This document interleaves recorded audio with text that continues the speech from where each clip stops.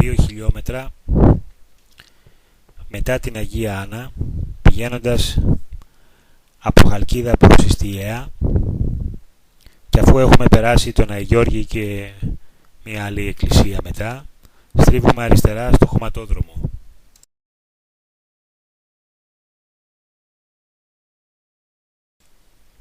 Ο Δήμος ευτυχώς φρόντισε για τον καθαρισμό και την κατά το δυνατόν απάλιψη της μικρής χωματερής.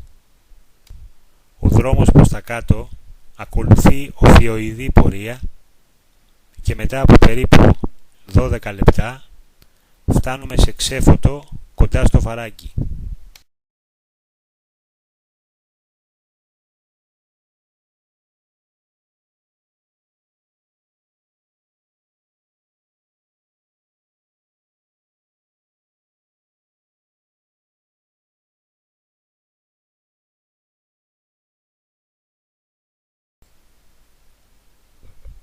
Τότε σταματάμε μπροστά σε ένα θαυμάσιο ορεινό όγκο, κατάλληλο για αναρρίχηση.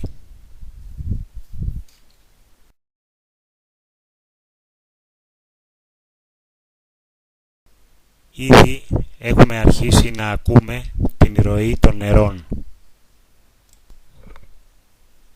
Είμαστε πια στη γέφυρα του Νηλέα, επιτέλους.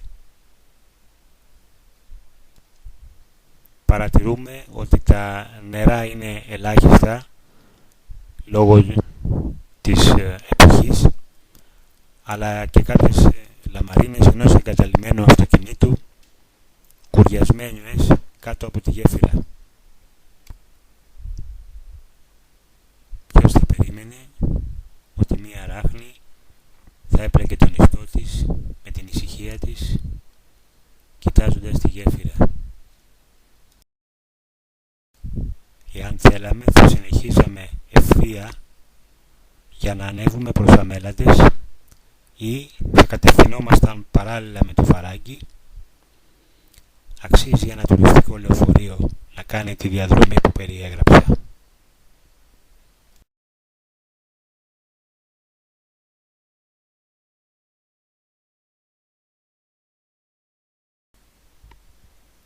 Είναι καιρός να πάρουμε το δρόμο της επιστροφής.